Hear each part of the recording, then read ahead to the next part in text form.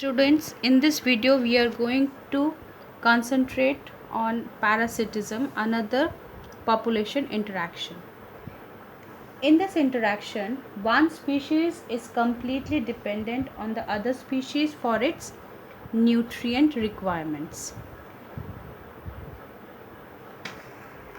In this, there are two types of organisms. One is host and another is parasite. Host is the organism which obtains its food. Parasite is the organism which obtained its food from the host, and this parasite may spend a part or whole of its life cycle on the body or inside the body of the host. So we can say that parasites are host specific in nature, who completes its life cycle either on the surface of the host or inside the body of the host.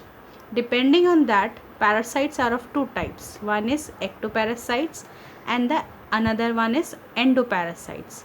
If parasites lives on the body of the surface of the host, then it is called as ectoparasites.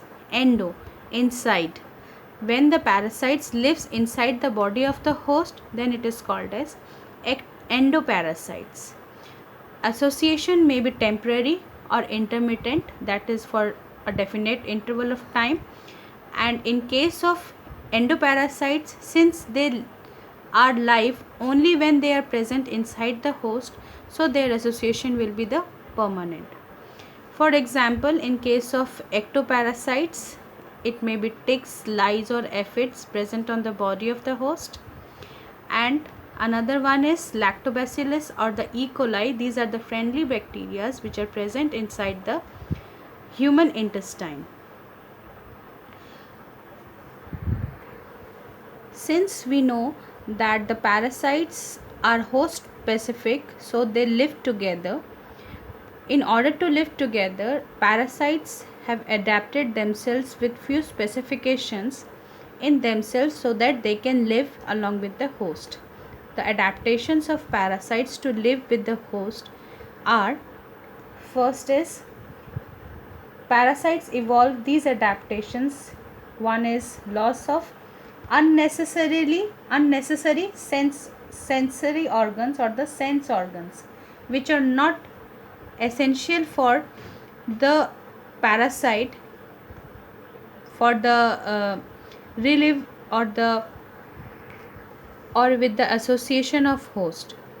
Another is the presence of adhesive organs. Since it requires to cling with the host, so it requires to have the adhesive organs or suckers. As they are using the host machinery, so they lose the digestive system of parasites. Using the host machinery, they multiply rapidly, so their adaptation as an parasite they will increase, or they will have the high reproductive capacity. Now, apart from ectoparasites and endoparasites, there are certain parasites whose life cycles are very complex. Why they are complex? Because these are few parasites that require one or more host or bacteria or vectors to facilitate the parasitism of its primary host. For example, in case of human liver fluke, in this it is a trematode parasite. It depends on two intermediate hosts. One is snail and another is fish to complete its life cycle.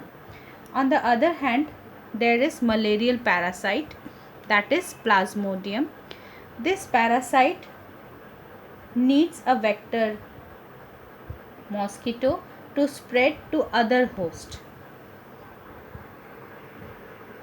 There are majority of parasites that harms the host or may reduce the survival, growth and reproduction of the host and reduce its population population density. So parasites are evolved wherein one is completely dependent on the other.